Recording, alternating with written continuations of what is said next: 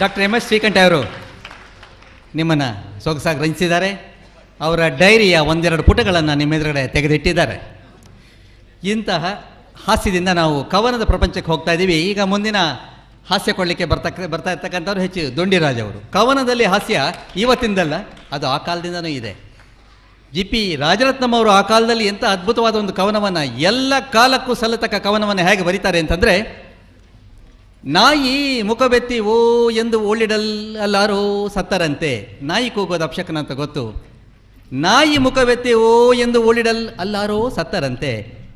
ನೆರಮನೆಯ harmonium ವೈಯನಲ್ ಆ ನಾಯಿಯೇ ಸತ್ತಿತಂತೆ.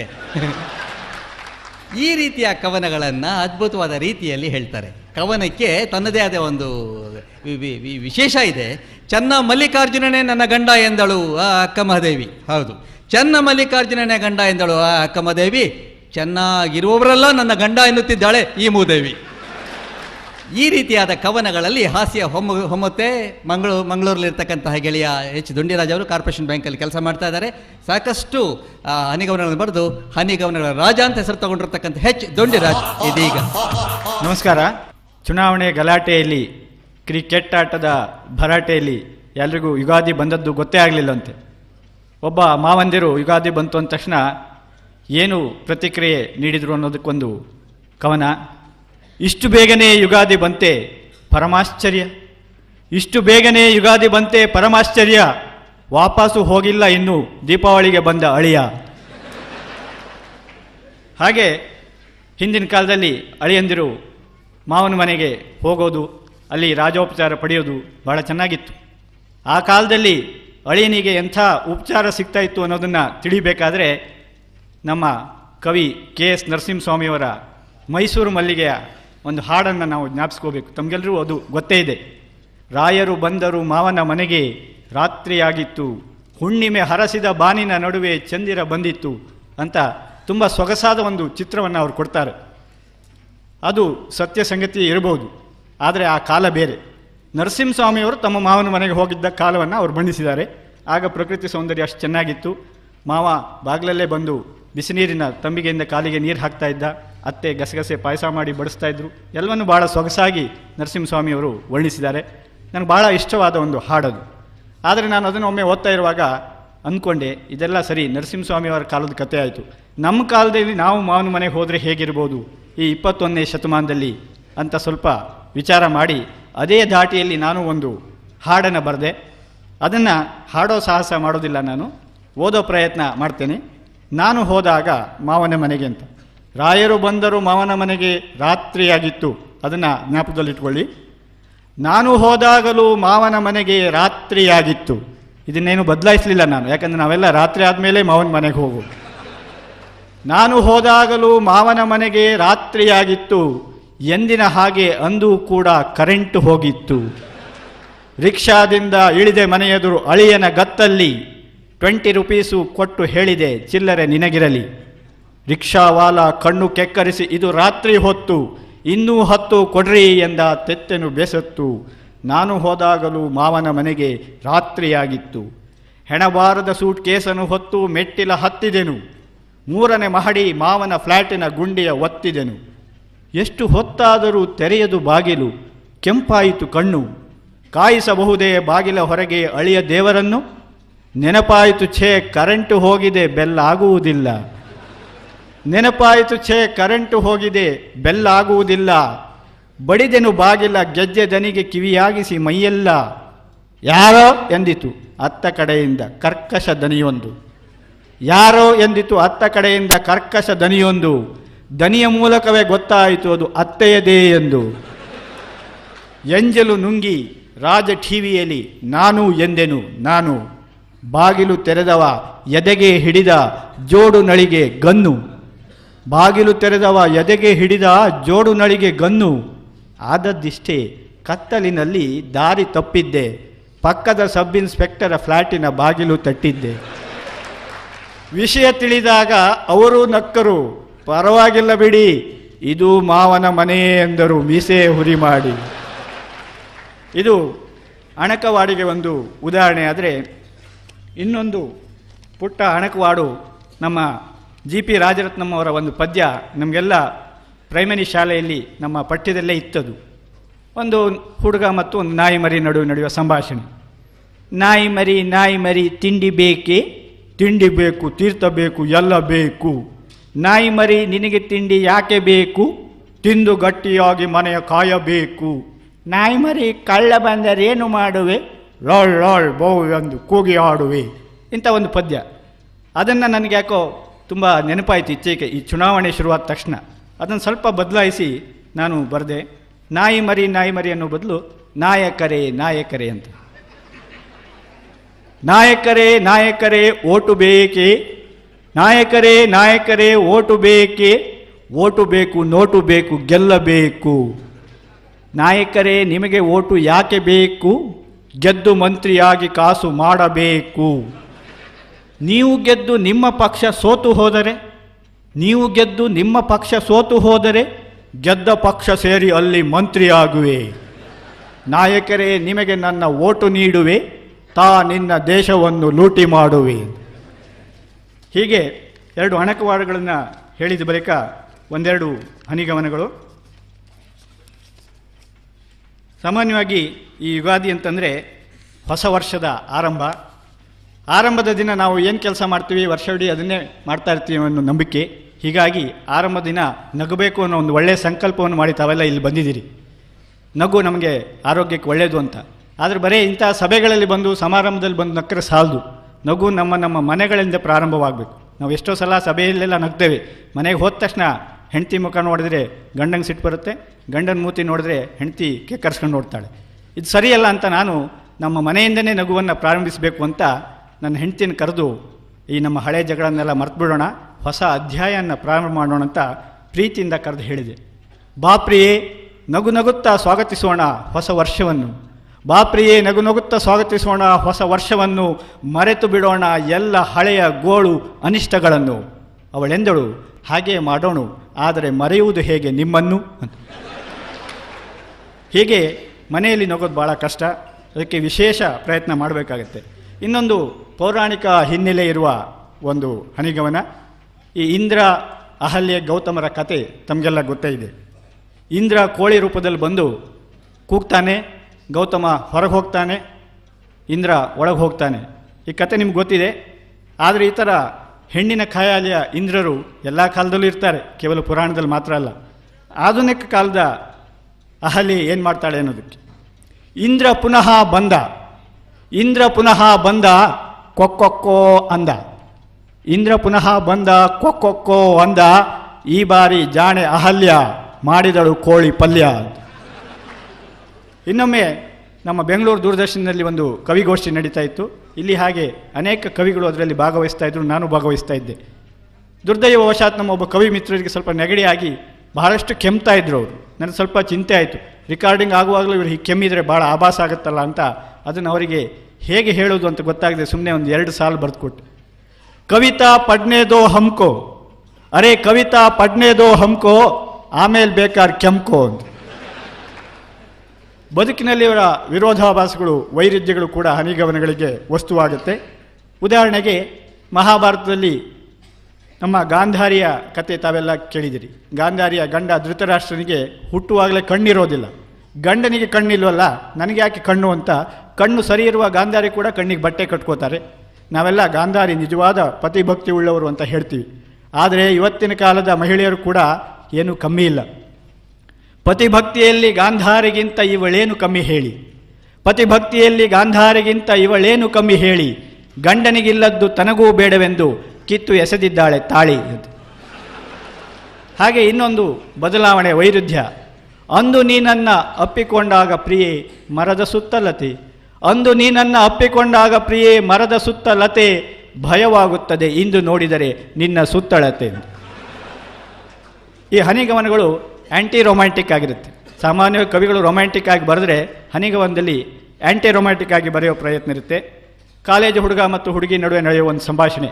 College ಹುಡುಗ ಯಾವುದೋ ಒಂದು ಕಾದಂಬರಿಯಿಂದ ಅಥವಾ ಸಿನಿಮಾದಿಂದ ಒಂದು ಡೈಲಾಗ್ ಕದ್ದು ಹೇಳ್ತಾನೆ. ಹುಡುಗ ಹೇಳಿದ, ಪ್ರಿಯೆ ನಿನ್ನ ಹೃದಯ ವೀಣೆ ನಾನು ನುಡಿಸುತ್ತೇನೆ. ಹುಡುಗ ಹೇಳಿದ, ಪ್ರಿಯೆ ನಿನ್ನ ಹೃದಯ ವೀಣೆ ನಾನು ನುಡಿಸುತ್ತೇನೆ. ಹುಡುಗಿ ಕೇಳಿದಳು, ನಿನ್ನ ಕಾಲಿತ್ತಲೆ ಮದ್ದಲೆ ನಾನು ಬಾರಿಸಲೇ.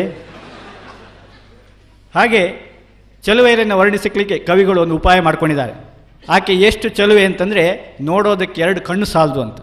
ನಾನೊಮ್ಮೆ ಇದೇ ಮಾತನ್ನು ನನ್ನ ಹೆಂಡತಿ ಹತ್ರ ಹೇಳಿದೆ, ನೀನು ಭಾಳ ಚೆಲುವೆ, ನೋಡೋದಕ್ಕೆ 2 ಕಣ್ಣು ಸಾಲದು ಅಂತ. ಅವಳಿಗೆ ಸಮಾಧಾನ ಆಗಲಿಲ್ಲ. ಅದು ಹೇಗೆ ಹಾಗೆ ಹೇಳ್ತೀರಿ, ಅದಕ್ಕೇನು ಸಾಕ್ಷಿ ಅಂತಂದರು. ಆಗ ನಾನು ಹೇಳಿದೆ, ನಿನ್ನ ಚೆಲುವು ನೋಡಲಿಕ್ಕೆ ಸಾಲದು 2 ಅಕ್ಷಿ, ನಿನ್ನ ಚೆಲುವು ನೋಡಲಿಕ್ಕೆ ಸಾಲದು 2 ಅಕ್ಷಿ ಎಂಬುದಕ್ಕೆ ಪ್ರಿಯೆ ನನ್ನ ಕನ್ನಡಕವೇ ಸಾಕ್ಷಿ ಅಂತ. ಇನ್ನು ಈ ಚುಟುಕುಗಳ ಕೊನೆ ಬಹಳ ಮುಖ್ಯ. ಅದನ್ನು ನಾವು ಪಂಚ್ ಅಂತೀವಿ. ಚುಟುಕ ಅಂದರೆ ಚಿಕ್ಕದು, 1-2 ಇಂಚು, ಕೊನೆಯಲ್ಲಂತೂ ಇರಲೇಬೇಕು ಅನಿರೀಕ್ಷಿತ ಪಂಚು. ಪಂಚಿದ್ರೆ ಜನ ಖುಷಿ ಪಡ್ತಾರೆ, ಉಳಿಯುತ್ತೆ ಕವಿಮಾನ. ಪಂಚಿದ್ರೆ ಜನ ಖುಷಿ ಪಡ್ತಾರೆ, ಉಳಿಯುತ್ತೆ ಕವಿಮಾನ. ಪಂಚೆ ಇಲ್ಲದಿದ್ದರೆ ಖಂಡಿತ ಅವಮಾನ ಅಂತ.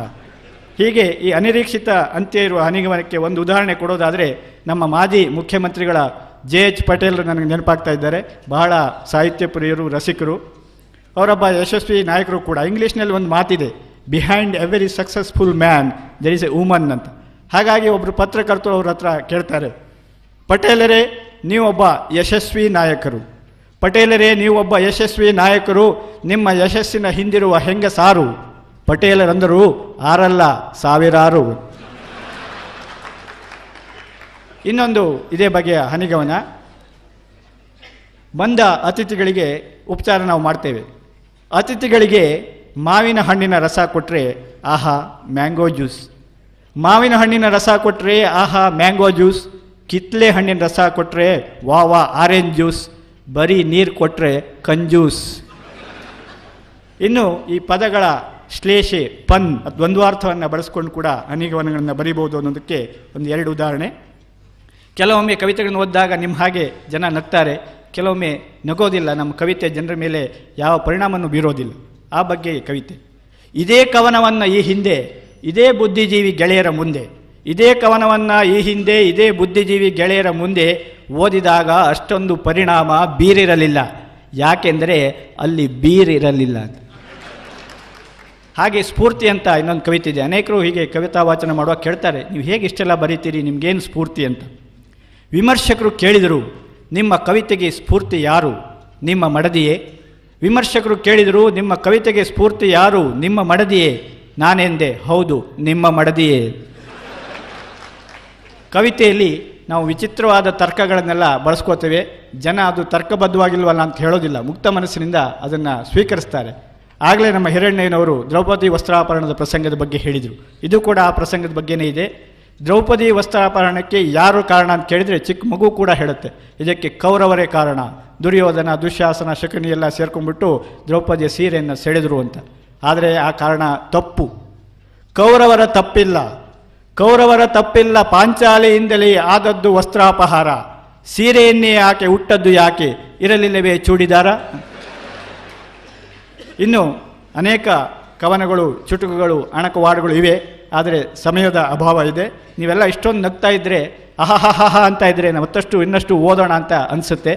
ಆದರೆ ನಾನು ಒಂದು ಪದ್ಯವನ್ನು ಯಾವಾಗಲೂ ಕೊನೆಯಲ್ಲಿ ಓದ್ತೀನಿ. ಜನ ನಗ್ತಾರೆ ಅನ್ನೋ ಒಂದೇ ಕಾರಣಕ್ಕೆ ನಾವು ಹೆಚ್ಚು ಹೆಚ್ಚು ಕವಿತೆಗಳನ್ನು ಓದಬಾರ್ದು ಅಂತ. ಯಾಕೆಂದರೆ ಜನ ಬಹಳ ಬುದ್ಧಿವಂತರು, ಅವರು ನಗೋದಕ್ಕೆ 100 ಕಾರಣಗಳು ಇರಬಹುದು. ಆ ಬಗ್ಗೆನೇ ಒಂದು ಚುಟುಕ. ಹಾಸ್ಯ ಕವನ ಓದುವಾಗ ಜನ ಬಿದ್ದು ಬಿದ್ದು ನಕ್ಕರು. ಹಾಸ್ಯ ಕವನ ಓದುವಾಗ ಜನ ಬಿದ್ದು ಬಿದ್ದು ನಕ್ಕರು. ಕವಿಗೆ ಗೊತ್ತೇ ಇಲ್ಲ ಹರಿದ ಪಂಚೆಯಲ್ಲಿ ತೋರುತ್ತಿತ್ತು ನಿಕ್ಕರು. ನಮಸ್ಕಾರ.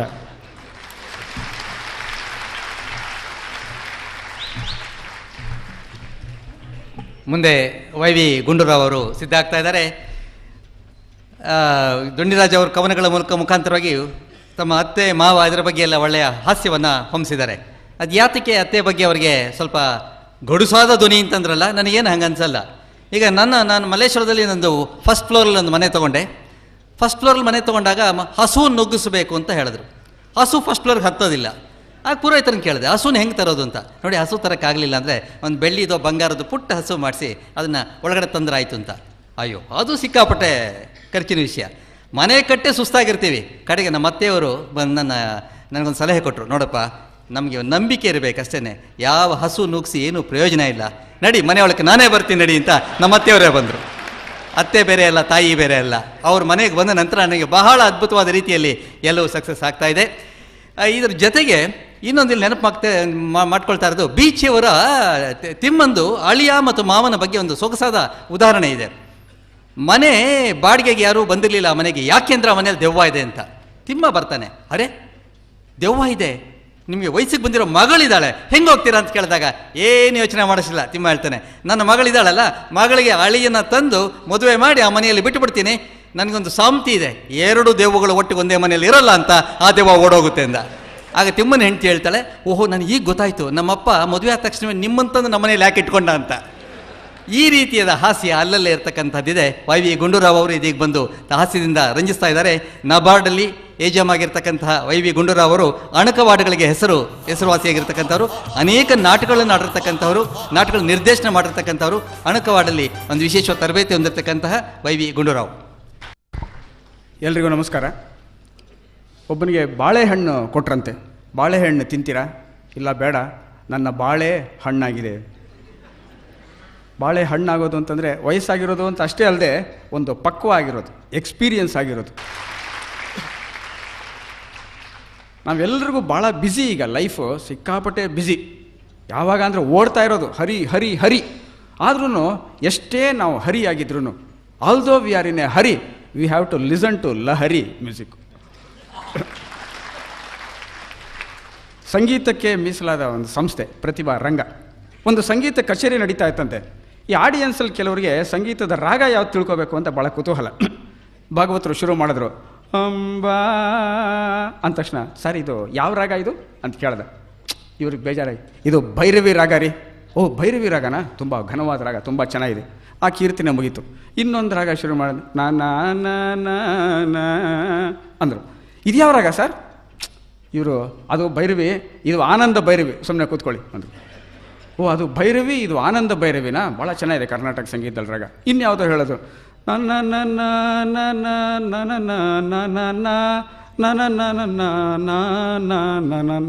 ಹಾ ಎಷ್ಟು ಚೆನ್ನಾಗಿ. ಇದು ಯಾವ ರಾಗ ಸರ್ ಇದು? ಇದು ಸಿಂಧು ಭೈರವಿ. ಓ ಭಾಳ ಚೆನ್ನಾಗಿದೆ ಕರ್ನಾಟಕದಲ್ಲಿ ರಾಗಗಳು. ಅದು ಭೈರವಿ, ಇದು ಆನಂದ ಭೈರವಿ, ಇದು ಸಿಂಧು ಭೈರವಿ. Very good. 4ನೇ ಕೀರ್ತನೆ ಅವರು ಸ್ಟಾರ್ಟ್ ಮಾಡಿದ್ರು. ಇವ್ರು ಕೇಳ್ತಾ ಇದ್ದವರು, ಇದು ಯಾವ ರಾಗ ಅಂತ ನನಗೆ ಗೊತ್ತಾಗೋಯ್ತು ಅಂದರು. ಅರೆ ಇಷ್ಟು ಬೇಗ ಕಲ್ತ್ಕೊಂಡ್ಬಿಟ್ರ ಸಂಗೀತ? ಯಾವ ರಾಗ ಹೇಳಿ? ಇದು ಪಾತಾಳ ಭೈರವಿ.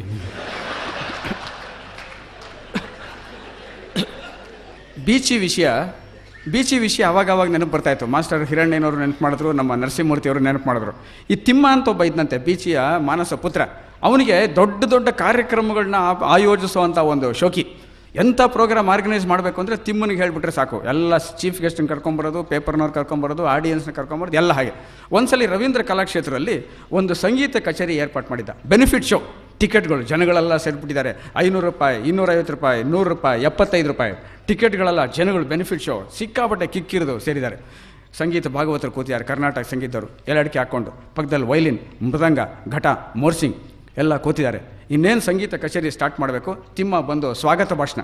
ಮಹನೀಯರೇ ಮತ್ತು ಮಹಿಳೆಯರೇ, ಇವತ್ತಿನ ಅಮೋಘ ಸಂಗೀತ ಕಚೇರಿಗೆ ನೀವು ಬಂದಿದ್ದೀರಾ. ಈ ಭಾಗವತರು ನನಗೆ ಅಚಾನಕ್ಕಾಗಿ ಇವತ್ತು ಬೆಳಗ್ಗೆ ಬೆಂಗಳೂರು ರೈಲ್ವೆ ಸ್ಟೇಷನ್ ಪ್ಲ್ಯಾಟ್ಫಾರ್ಮ್ ಮೇಲೆ ಸಿಕ್ಕಿದ್ರು. ಇವರು ಬೇರೆ ಯಾವುದೋ ಊರಿಗೆ ಹೋಗ್ತಾಯಿದ್ರು. ಇವ್ರು ಯಾರಿಗೋ ಕೋಕಾ ಕೋಲಾದಲ್ಲೋ ಟೂಟಿ ಫ್ರೂಟಿನಲ್ಲೋ ಯಾರೋ ಔಷಧಿ ಹಾಕ್ಬಿಟ್ಟು ಜ್ಞಾನ ತಪ್ಪಿಸಿ ಇವ್ರದ್ದೆಲ್ಲ ಕಿತ್ಕೊಂಡ್ಬಿಟ್ಟಿದ್ದಾರೆ ಪಾಪ.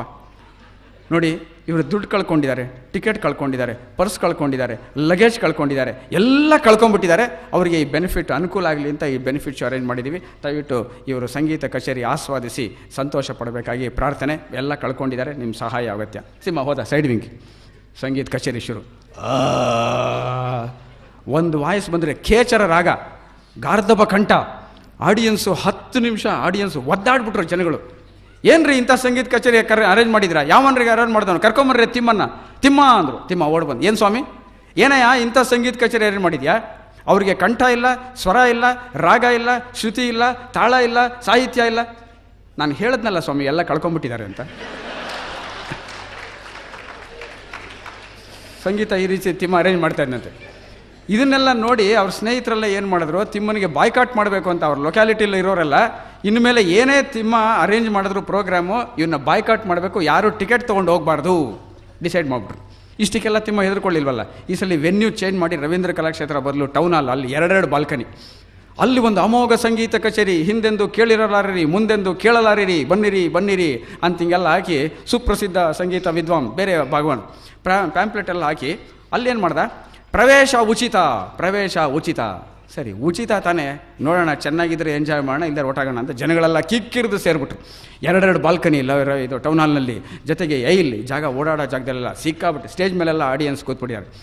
ಸಂಗೀತ ಭಾಗವತರು ಬೇರೆಯವರು, ತಿಮ್ಮ ಸ್ವಾಗತ ಭಾಷಣ, ಮಹನೀಯರೇ ಮಹಿಳೆಯರೇ ಎಟ್ಸೆಟ್ರಾ ಎಟ್ಸೆಟ್ರಾ ಎಲ್ಲ ಆಯಿತು.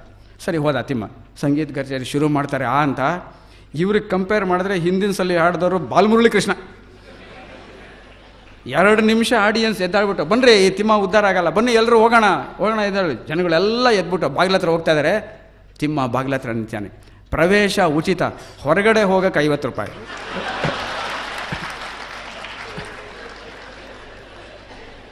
ಇದು ತಿಮ್ಮನ ಸಂಗೀತದ್ದು ವಿಷಯ. ಆದರೆ ಇನ್ನು ಕೇವಲ ಕ್ವಿಕ್ಕಾಗಿ ಒಂದು 7-8 ನಿಮಿಷದಲ್ಲಿ ಸಂಸಾರದ ವಿಷಯಕ್ಕೆ ಬಂದ್ಬೋಣ. ಸಂಸಾರದ ವಿಷಯದಲ್ಲಿ ಮದುವೆ ಮಾಡ್ಕೋಬೇಕೋ ಬೇಡವೋ ಅನ್ನೋದು ಭಾಳ ವರ್ಷಗಳಿಂದ ಮದುವೆ ಬರ್ತಾನೇ ಇದೆ. ಆದರೆ ಒಂದು ಮಾತ್ರ, ಮದುವೆ ಮಾಡ್ಕೋಬೇಕೋ ಬೇಡವೋ ಅನ್ನೋದಕ್ಕೆ 2 ಉತ್ತರ ನಮಗೆ ಸಾಮಾನ್ಯವಾಗಿ ಎಲ್ಲರೂ ಹೇಳ್ತಾರೆ. ಒಂದು, ನಿಮಗೆ ಬಯಸ್ಕೋಬೇಕು ಅಂತ ಇಷ್ಟ ಇದ್ದರೆ ನಾವು ಮದುವೆ ಮಾಡ್ಕೋಬೇಕು. ನಮಗೆ ಬಯಸ್ಕೋಬೇಕು ಅಂತ ಇಷ್ಟ ಇದ್ದರೆ ನಾವು ಮದುವೆ ಮಾಡ್ಕೋಬೇಕು. ಹೊಗಳಿಸ್ಕೋಬೇಕು ಅಂತ ಇಷ್ಟ ಇದ್ದರೆ ನಾವು ಸಾಯಬೇಕು. ಯಾಕೆಂದರೆ ಸತ್ತವ್ರನ್ನ ಯಾರನ್ನೂ ಹೊಗಳಲ್ವಲ್ಲ, ಬೈಯಲ್ವಲ್ಲ. ಆದರೆ ಬಯಸ್ಕೋಬೇಕು ಅಂತ ಆಸೆ ಇದ್ದರೆ ಮದುವೆ ಮಾಡ್ಕೋಬೇಕು, ಹೊಗಳಿಸ್ಕೋಬೇಕು ಅಂತ ಆಸೆ ಇದ್ದರೆ ಸಾಯಬೇಕು. ಆದರೆ ನಾವೆಲ್ಲ ಹೊಗಳಿಸ್ಕೋಬೇಕು ಅಂತ ಆಸೆಯಿಂದ ಮದುವೆ ಮಾಡಿಕೊಂಡು ಸುಮ್ಮನೆ ಬಯಸ್ಕೊಂಡು ಸಾಯ್ತೀವಿ. ಒಂದಾಯಿತು. ಆದರೂ ಇದನ್ನು ಬೀಚಿ ಒಂದು ಮಾತು ಹೇಳ್ತಾರೆ ಭಾಳ ಚೆನ್ನಾಗಿ. ಪ್ರತಿಯೊಬ್ಬನಿಗೂ ಒಂದು ಮದುವೆ, ಪ್ರತಿಯೊಬ್ಬನಿಗೂ ಒಂದು ಮನೆ, ಒಬ್ಬ ಹೆಂಡತಿ ಇರಲೇಬೇಕು. ಸಂಸಾರದಲ್ಲಿ ಜಾಸ್ತಿ ಜನ ಇಲ್ಲಿರೋದ್ರಿಂದ ಅದನ್ನು ತೊಗೊಳ್ತಾ ಇದ್ದೀನಿ. ಪ್ರತಿಯೊಬ್ಬನಿಗೂ ಒಂದು ಮನೆ, ಒಬ್ಬ ಹೆಂಡತಿ ಇರಲೇಬೇಕು, ಸ್ವಂತದ್ದಾದಷ್ಟು ಒಳ್ಳೆಯದು. ಹಾಗಾಗಿ ನಾವೆಲ್ಲ ಮದುವೆ ಮಾಡಿಕೊಂಡು ಸಂಸಾರ ಪ್ರಾರಂಭ ಮಾಡಿದ ಮೇಲೆ ಬರ್ತಾ ಬರ್ತಾ ಭಾಳ ಕ್ವಿಕ್ಕಾಗಿ ನಮಗೆ ಬೇಜಾರಾಗ್ಬಿಡುತ್ತೆ. ಇಂಗ್ಲೀಷ್ನಲ್ಲಿ ಒಂದು ಮಾತಿದೆ, marriage is like a chewing gum. Marriage is like a chewing gum, we keep on chewing it even after the initial sweetness has gone. Sweetness ಹೆಂಗೆ ಗೊತ್ತಾಗುತ್ತೆ ಅಂದರೆ, ಭಾಳ ಮನುಷ್ಯನಲ್ಲಿ ಭಾಳ ಬೇಗ ಬದಲಾವಣೆ ಬೇಕು ಅಂತ ಗೊತ್ತಾಗೋದು ನಮಗೆ ಊಟದ ವಿಷಯದಲ್ಲಿ. ಒಬ್ಬ ಗಂಡ ಮನೆಗೆ 8 ಗಂಟೆ 8:15 ಬಂದ, ಊಟ ಮಾಡಬೇಕು ಅಂತ ಕೂತಿಯಾನೆ. ಹೆಂಡತಿ ಏನೇನೋ ಮಾಡಿ ಬಡಿಸಿಲ್ಲ, ಊಟ ಉಪ್ಪಿನಕಾಯಿ, ಚಟ್ನಿ, ಪಲ್ಯ, ಚಪಾತಿ ಎಟ್ಸೆಟ್ರಾ ಎಲ್ಲ ಬಡಿಸಿಲ್ಲ. ಇನ್ನೇನು ಅವ್ನು ಸ್ಟಾರ್ಟ್ ಮಾಡಬೇಕು. ಈ ಊಟ ಉಪ್ಪಿನಕಾಯಿ ಮತ್ತು ಉಪ್ಪುಗಳ ಮಧ್ಯೆ ಸ್ವಲ್ಪ ಸ್ಪೇಸ್ ಇರುತ್ತಲ್ಲ, ಅಲ್ಲಿ 4 ಆಣೆ 8 ಆಣೆ 50 ಪೈಸಾ 2 ರೂಪಾಯಿ 1 ರೂಪಾಯಿ 5 ರೂಪಾಯಿ ಕಾಯಿನ್ಗಳು ಉದುರಿಸಿಲ್ಲಂತೆ. ಇವನಿಗೆ ಆಶ್ಚರ್ಯ, ಇದೇನೇ ಇದು, ಕೆಲವು ಕಡೆ ಮದುವೆ ಆದಮೇಲೆ ಊಟ ಆದಮೇಲೆ ದಕ್ಷಿಣೆ ಅಂತ ಕೊಡ್ತಾರೆ, ಈಗಲೇ ದಕ್ಷಿಣೆ ಕೊಡ್ತಾ ಇದೆಯಾ? ಅದಕ್ಕೆ ಇವಳು ಏನು ಇದೆಲ್ಲ ಚಿಲ್ಲರೆಗಳೆಲ್ಲ ಉದುರಿಸಿದ್ಯಾ? ಅವಳು ಹೇಳಿದ್ಲು, ನೀವು ತಾನೇ ಯಾವಾಗಲೂ ಕಂಪ್ಲೇಂಟ್ ಮಾಡ್ತಾಯಿದ್ರಿ ಊಟದಲ್ಲಿ ಚೇಂಜ್ ಇಲ್ಲ ಅಂತ. ಭಾಳ ಬೇಗ ಚೇಂಜ್ ಬೇಕು ಅಂತ ಅನ್ನಿಸ್ಬಿಡುತ್ತೆ ಮನುಷ್ಯನಿಗೆ. ಇದಾದಮೇಲೆ ಇನ್ನೊಂದೇನಪ್ಪ ಸಂಸಾರದಲ್ಲಿ ಅಂದರೆ ಜಗಳ. ನಮ್ಮ ಸ್ನೇಹಿತರು ಹೇಳ್ತಾ ಇರ್ತಾರೆ, ಜಗಳ ಮದುವೆಯಲ್ಲಿ ಸಂಸಾರದಲ್ಲಿ ಒಂದು ಪ್ರೀತಿ ತೊಗೊಂಡ್ರೆ ಜಗಳ ಫ್ರೀ, ಪ್ರೀತಿ ತೊಗೊಂಡ್ರೆ ಜಗಳ ಫ್ರೀ, ಅಟ್ಯಾಚ್ಡ್. ಯಾಕೆಂದರೆ ಇವಾಗೆಲ್ಲ ಒಂದು ತೊಗೊಂಡ್ರೆ ಇನ್ನೊಂದು ಫ್ರೀ, ಒಂದು ತೊಗೊಂಡ್ರೆ ಇನ್ನೊಂದು ಫ್ರೀ ಅಂತ ಬರ್ತಾ ಇದೆಯಲ್ಲ. ನೆನ್ನೆ ತಾನೇ ನನಗೊಂದು ಎಕ್ಸ್ಪೀರಿಯನ್ಸ್ ಆಯಿತು. ಜಯನಗರ್ 4th ಬ್ಲಾಕ್ ಹೋಗಿ ಒಂದು ಪ್ಯಾಂಟ್ ತೊಗೊಂಡಾಗ Ugadi sales discount sale. Pant ಎಷ್ಟಪ್ಪ ಇದು? ರೆಡಿಮೇಡು 500 ರೂಪಾಯಿ ಅಂದ. 500 ರೂಪಾಯಿ ತೊಗೊಳ್ತಾ ಇದ್ದೀವಲ್ಲ, ಯುಗಾದಿ ಹಬ್ಬಕ್ಕೆ ಏನು ಫ್ರೀ ಕೊಡಲ್ವಾ? ಕೊಡ್ತೀವಲ್ಲ sir, if you buy this pant wrinkle free ಅಂತ. ಹಾಗೆ ಮದುವೆ ಪ್ರೀತಿ ತೊಗೊಂಡ್ರೆ ಒಂದು ಜಗಳ ಫ್ರೀ. ಆದರೂ ಜಗಳ ಯಾವುದ್ರಲ್ಲಾಗತ್ತೆ? ಗಂಡ ಹೆಂಡತಿ ಜಗಳ ಉಂಡು ಮಲಗೋ ತನಕ ಅನ್ನೋದು ಹಳೆ ಕಾಲದ ಗಾದೆ. ಇವಾಗ ಅದೆಲ್ಲ ಇಲ್ವಂತೆ. ಗಂಡ ಹೆಂಡತಿ ಜಗಳ ಕೊಂಡು ಕೊಡೋ ತನಕ. ಎಸ್ ವಿ ಪರಮೇಶ್ವರ್ ಭಟ್ ಅವ್ರದ್ದು ಒಂದು ಪದ್ಯ ಇದೆ, ಭಾಳ ಚೆನ್ನಾಗಿದೆ ಅದು. ಆ ಹೆಂಡತಿ ಗಂಡನಿಗೆ ಹೇಳಿದಂತೆ, ನೀವೊಂದು ಸೀರೆಯ ನನಗಾಗಿ ತಂದಂತೆ ನಾ ಕಂಡೆ ಕನಸು ನೆನ್ನೆ. ಇಂಡೈರೆಕ್ಟಾಗಿ ಸೀರೆ ತೆಕ್ಕೊಡಿ ಅಂತ ಹೇಳೋ ಬದಲು ಕನಸಿನಲ್ಲಿ ಹಿಂಗೆ ಬಂತು, ನೀವೊಂದು ಸೀರೆಯ ನನಗಾಗಿ ತಂದಂತೆ ನಾ ಕಂಡೆ ಕನಸು ನೆನ್ನೆ. ಗಂಡ ಭಾಳ ಹುಷಾರು, ನಾಳೆ ಆ ಸೀರೆಯ ನೀನುಟ್ಟು ಮೆರೆದಂತೆ ಕನಸಂದ ಕಾಣೆನ್ನ ಚೆನ್ನೆ. ಹೀಗೆ ಡಿಮಾಂಡು ಬರ್ತಾ ಇರುತ್ತೆ, ಅದನ್ನು ಅವಾಯ್ಡು ಮಾಡೋಕ್ಕೂ ನಮ್ಮ ದಾರಿಯಲ್ಲಿ ಇದೆ. ಆದರೂ ಜಗಳ ಕಂಟಿನ್ಯೂಸ್ ಆಗಿ ಆಗ್ತಾನೇ ಇರುತ್ತೆ. ಇಂಗ್ಲೀಷ್ನಲ್ಲಿ ಒಂದು ಮಾತಿದೆ ನೋಡಿ, in every quarrel in the house, ಪ್ರತಿಯೊಂದು ಮನೇಲೂ ಜಗಳ ಆಗ್ತಾ ಇರುತ್ತೆ. In every quarrel in the house there will be 2 parties, one will be the winner, the other will be the husband. ಹೀಗೆ ಜಗಳ ಆಡಿಕೊಂಡೆ ಕೊನೆಯಲ್ಲಿ ನಮಗೆ ಮಕ್ಕಳಾಗತ್ತೆ. ಡುಂಡಿರಾಜು ಇವತ್ತು ಯಾಕೋ ಪದ್ಯ ಹೇಳಲಿಲ್ಲ, ಅವರೊಂದು ಪದ್ಯ ಭಾಳ ಚೆನ್ನಾಗಿ ಹೇಳ್ತಾ ಇರ್ತಾರೆ ಯಾವಾಗಲೂ. ತಮ್ಮಲ್ಲೇ ಜಗಳವಾಡಿ ನಿರ್ವಂಶರಾದರು ಯಾದವರು, ತಮ್ಮಲ್ಲೇ ಜಗಳವಾಡಿ ನಿರ್ವಂಶರಾದರು ಯಾದವರು, ಜಗಳವಾಡಿದರೂ ವಂಶ ಬೆಳೆಸುವರು ಮದುವೆ ಯಾದವರು. ಹಾಗಾಗಿ ನಮ್ಮ ಸಂಸಾರ ಕಂಟಿನ್ಯೂ ಆಗಿ ಕೊನೆಯಲ್ಲಿ ಬೀಚಿದು ಒಂದು ಮಾತು ಹೇಳ್ತಾರೆ ಮಕ್ಕಳಿನ ಬಗ್ಗೆ. ಬೀಚಿಗೆ ಯಾರೋ ಪ್ರಶ್ನೆ ಕೇಳಿದ್ರು ಸುಧಾದಲ್ಲಿ, ಸರ್, ಮನೆಯೇ ಗುಡಿಯಮ್ಮ, ಪತಿಯೇ ದೇವರಮ್ಮ. ಮನೆಯೇ ಗುಡಿಯಮ್ಮ, ಪತಿಯೇ ದೇವರಮ್ಮ. ಮಕ್ಕಳು ಅಂದ್ರೆ ಮಕ್ಕಳೇ ಗಂಟೆಗಳಮ್ಮ. ಇಡೀ ಸಂಸಾರ ಒಂದು ಸಾಹಿತ್ಯ ಇದ್ದಂಗೆ. ಬೀಚಿ ಹೇಳ್ತಾರೆ, ಇಡೀ ಸಂಸಾರ ಒಂದು ಸಾಹಿತ್ಯ. ಗಂಡ ಗದ್ಯ, ಹೆಂಡತಿ ಪದ್ಯ, ಮಕ್ಕಳು ರಗಳೆ. ಹೀಗಾಗಿ ಸಂಸಾರ. ಆದರೂ ಸಂಸಾರದಲ್ಲಿ ಎಷ್ಟೇ ಕಷ್ಟ ಸುಖಗಳಿದ್ರೂ ಅದನ್ನು ಹೊಂದ್ಕೊಂಡು ಹೋಗಿ ಹೇಗೆ ಬದುಕಬೇಕು ಅನ್ನೋದಕ್ಕೆ ಎರಡು ಫಾರ್ಮುಲಾ. ಒಂದೇನಪ್ಪ ಅಂದರೆ, ಸಂಸಾರ ಅನ್ನೋದು ಎರಡು ರಥ ಇದ್ದಂಗೆ, ರಥದ ಎರಡು ಗಾಲಿ ಇದ್ದಂಗೆ. ಹಳೆ ಎಕ್ಸಾಂಪಲ್ಲು. ಇವಾಗೆಲ್ಲ 2 ವೀಲರ್ ಇದ್ದಂಗೆ. ಸಂಸಾರ ಅನ್ನೋದು 2 ವೀಲರ್ ಇದ್ದಂಗೆ, ಸ್ಕೂಟರ್ ಇದ್ದಂಗೆ. ಆ ಸ್ಕೂಟರ್, ಸಂಸಾರ ಅನ್ನೋ ಸ್ಕೂಟರ್ ಪುಲ್ಲಿಂಗ್ ಜಾಸ್ತಿ ಆಗಬೇಕಾದ್ರೆ ಹಿಂದ್ಗಡೆ ಸ್ತ್ರೀಲಿಂಗ್ ಕೂತಿರಲೇಬೇಕು. ಆ ಪುಲ್ಲಿಂಗ್ ಜಾಸ್ತಿ ಆಗಬೇಕಾದ್ರೆ ಹಿಂದ್ಗಡೆ ಸ್ತ್ರೀಲಿಂಗ್ ಕೂತಿರಬೇಕು. ಆ ಪುಲ್ಲಿಂಗ್ ಎಲ್ಲೆಲ್ಲೋ ಹೋಗದೇ ಇರಲಿ ಅಂತ ಹಿಂದ್ಗಡೆ ಸೊಂಟ ಹಿಡ್ಕೊಂಡು ಕಂಟ್ರೋಲು ಮಾಡ್ತಾ ಇರಬೇಕಾಗ್ತದೆ ಯಾರನ್ನ. ಇನ್ನು ಕೊನೆಯಲ್ಲಿ ಫ್ಯಾಮಿಲಿ ಅನ್ನೋ ಪದ ತಗೊಳ್ಳಿ. FAMILY. FAMILY ಅಂದರೆ father and mother I love you. Father ಮದರ್ಗೆ ಐ ಲವ್ ಯು ಅಂತ ಹೇಳೋದು, ಮದರ್ ಫಾದರ್ಗೆ ಐ ಲವ್ ಯು, ಇಬ್ಬರು ಸೇರಿ ಮಕ್ಕಳಿಗೆ ಐ ಲವ್ ಯು, ಮಕ್ಕಳೆಲ್ಲ ಸೇರಿ ಫಾದರ್ಗೆ ಐ ಲವ್ ಯು. ಹೀಗೆ ಸಂಸಾರದಲ್ಲಿ ಪ್ರೀತಿ ಒಬ್ಬರಿಗೊಬ್ಬರು ಇದ್ದಾಗ ಸುಖ ಆಗತ್ತೆ ಅಂತ ಹೇಳಿ ಒಂದು ಕೊನೆಯಲ್ಲಿ ಒಂದು ಅಣುಕು ಹಾಡು. ನಿಮಗೆಲ್ರಿಗೂ ಒಂದು ಹಳೇ ಅಣುಕು ಹಾಡು ನೆನಪಿರ್ಬೋದು. ಅಪಾರ ಕೀರ್ತಿ ಗಳಿಸಿ ಮೆರೆವ ಭವ್ಯ ನಾಡಿದು, ಕರ್ನಾಟವಿದುವೆ ನೃತ್ಯ ಶಿಲ್ಪಕಲೆಯ ಬೀಡಿದು, ಅಪಾರ ಕೀರ್ತಿಯೇ. ಹಳೆಯ ಹಾಡು, ವಿಜಯನಗರದ ವೀರಪುತ್ರ. ಆದರೆ ಈಗ ನಮ್ಮ ಸಿಟಿಗಳಲ್ಲೆಲ್ಲ ಏನಾಗಿದೆ, ನಮಗೆ ಇವ್ರನ್ನ ಕಂಡ್ರಾಗಲ್ಲ, ಅವ್ರನ್ನ ಕಂಡ್ರಾಗಲ್ಲ. ಅದಕ್ಕೆ ನಾನೇ ಡೈರೆಕ್ಟಾಗಿ ಹೊಡೆದಾಕೋ ಬದಲು, ಕೈಕಾಲು ಮುರಿಯೋ ಬದಲು ಸುಪಾರಿ ಕಿಲ್ಲರ್ಸ್, ಸುಪಾರಿ ಕೊಟ್ಬಿಟ್ಟು ನಾನು ಕೆಲಸ ಮಾಡಿಸ್ಕೊಂಡ್ಬಿಡ್ತೀನಿ. ಇದು ಈ ಸುಪಾರಿ ರೌಡಿಗಳ ಒಂದು ಪಡೆ ಹೇಳೋವಂಥ ಒಂದು ಹಾಡು. ಅವ್ರದ್ದೆಲ್ಲ ಒಂದು ರೌಡಿ, ನಮ್ಗೆ ಯಾರಿಗಾರು ಎಂಗೇಜ್ ಮಾಡ್ಕೊಳ್ಳಿ ಅಂತ ಅವರು ಅಡ್ವರ್ಟೈಸ್ಮೆಂಟ್ ಕೊಡ್ತಾರೆ ಸುಪಾರಿ ಅವರು. ಅದು ವಿಜಯನಗರದ ವೀರಪುತ್ರ ಸಿನಿಮಾ. ಇದು ದುರ್ಜಯನಗರದ ಚೋರಪುತ್ರ. ಇಬ್ಬರಿಗೂ ರಿಸ್ಕ್ ಇದೆ. ಅದರಿಂದ ಅದು ಅಪಾರ ಕೀರ್ತಿ, ಇದು ಅಪಾಯ ಕೀರ್ತಿ. ಅಪಾಯ ಕೀರ್ತಿ ಗಳಿಸಿ ಮೆರೆವ ರೌಡಿ ಪಡೆಯಿದು, ಸುಪಾರಿ ಪಡೆದು ಕೆಲಸ ಮಾಡೋ ದಂಧೆ ನಮ್ಮದು. ಅಪಾಯ ಕೀರ್ತಿ ಗಳಿಸಿ ಮೆರೆವ ರೌಡಿ ಪಡೆಯಿದು, ಸುಪಾರಿ ಪಡೆದು ಕೆಲಸ ಮಾಡೋ ದಂಧೆ ನಮ್ಮದು. ಅಪಾಯ ಕೀರ್ತಿಯೇ. ಕಾಲು ಮುರಿಯಬೇಕೇ, ಕೈ ತಿರುಚೆ ಸಾಕೆ, ಕಿವಿಯ ಕೊಯ್ದು ಕವರಲ್ಲಿಟ್ಟು ಕೈಗೆ ಕೊಡಲು ಬೇಕೆ, ಕಿವಿಯ ಕೊಯ್ದು ಕವರಲ್ಲಿಟ್ಟು ಕೈಗೆ ಕೊಡಲು ಬೇಕೆ. ಅಪಾಯ ಎಷ್ಟೇ ಇರಲಿ ಒಪ್ಪಿ ಮುಂದೆ ನಡೆವೆವು, ಉಪಾಯದಿಂದ ಕೆಲಸವನ್ನು ಮಾಡಿಕೊಡುವೆವು. ಅಪಾಯ ಕೀರ್ತಿಯೇ. ಮನೆಯ ಬಿಡದೆ ಭಂಡ ಸುಮ್ಮನೆ ಕಾಡುತ್ತಿಹನೇ, ರೆಂಟು ಕೊಡದೆ ದಿನವ ದೂಡಿ ಸ್ಟಂಟು ಮಾಡುತ್ತಿಹನೆ, ರೆಂಟು ಕೊಡದೆ ದಿನವ ದೂಡಿ ಸ್ಟಂಟು ಮಾಡುತ್ತಿಹನೆ. ಸಾಮಾನೆಲ್ಲ ಬೀದಿಗೆಸೆದು ಮಾನ ತೆಗಿತೀವಿ, ಬಾಡಿಗೆ ಕೊಡಿಸಿ ಬಾಡಿನೂ ರಿಪೇರಿ ಮಾಡ್ತೀವಿ. ಅಪಾಯ ಕೀರ್ತಿಯೇ. ಚೀಟಿ ನಡೆಸಿ ಮಂತ್ಲಿ ಪಡೆದ ಕಂತಿನ ಹಣ, ಲೂಟಿ ಮಾಡಿ ಓಡುವ ಕುತಂತ್ರಿಯನ್ನ, ಹಿಡಿದು ಚರ್ಮ ಸುರಿಯೇ ಲೆಕ್ಕ ಬುಕ್ಕು ಹರಿಯೇ, ಮುಕ್ಕಿದೆಲ್ಲ ಹಣವನಾಗ ಕಕ್ಕುವ ಕೇಳಿ. ತಂಟೆ ಗಿಂಟೆ ಮಾಡುವವರ ಸೊಂಟ ಮುರಿವೆವು, ಕಾಸಿಗೆ ತಕ್ಕ ಕೈಲಾಸ ತೋರಿ ಮೆರೆವೆವು. ಅಪಾಯ ಕೀರ್ತಿ ಗಳಿಸಿ ಮೆರೆವ ರೌಡಿ ಪಡೆಯಿದು, ಸುಪಾರಿ ಕಡೆದು ಕೆಲಸ ಮಾಡೋ ದಂಧೆ ನಮ್ಮದು. ಅಪಾಯ ಕೀರ್ತಿಯೇ. ನಮಸ್ಕಾರ.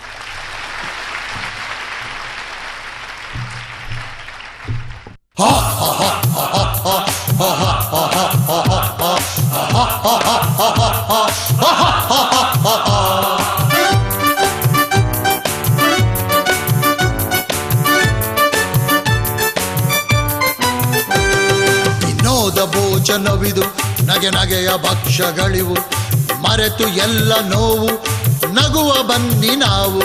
ವಿನೋದ ಭೋಜನವಿದು, ನಗೆ ನಗೆಯ ಭಕ್ಷ್ಯಗಳಿವು, ಮರೆತು ಎಲ್ಲ ನೋವು ನಗುವ ಬನ್ನಿ ನಾವು.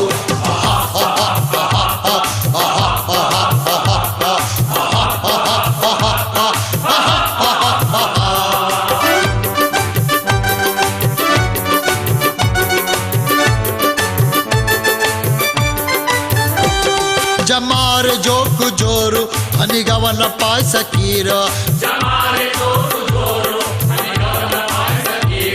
ವವಾರೆ ಶಾಯಿರೆಗಳು ಬಳ್ಳಾರೆ ಅಡಕವಾಡು.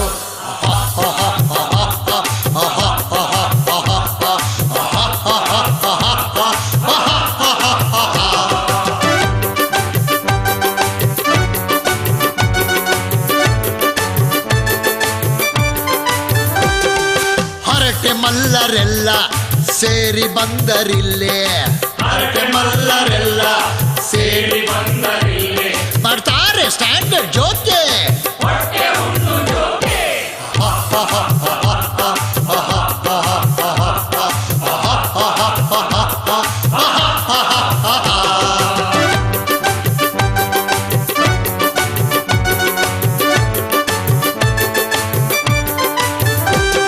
ಶ್ರೀಕಂಠ ಸುಧಾ ದುಂಡಿ ಇದೇ ಹಾಸ್ಯ ಬಂಡಿ ಬಂಡಿ,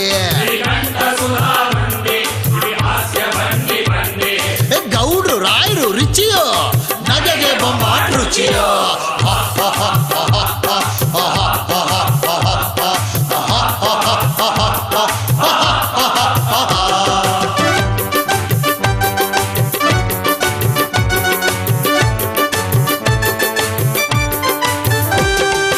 ಲಕ್ಷ್ಮಣ್ ಬೇಗು ಮೂರ್ತಿ ರಾಘು ಪ್ರಾಣೇಶ್ ಕೀರ್ತಿ, ಲಕ್ಷ್ಮಣ್ ಬೇಗು ಮೂರ್ತಿ ರಾಘು ಪ್ರಾಣೇಶ್ ಕೀರ್ತಿ, ಪಡೆದು ನಗೆಯ ಸ್ಫೂರ್ತಿ ಸಿಎಂ ನಕ್ರು ಪೂರ್ತಿ.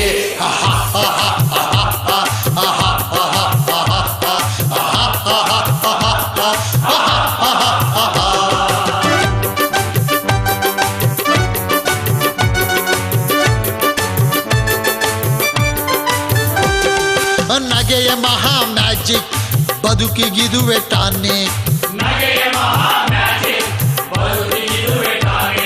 ಹುಡುಕ ಹೋದ್ರೆ ಲಾಜಿಕ್ ಲೈಫ್ ಆಗುತ್ತೈತ್ರಿ ಟ್ರಾಜಿಕ್.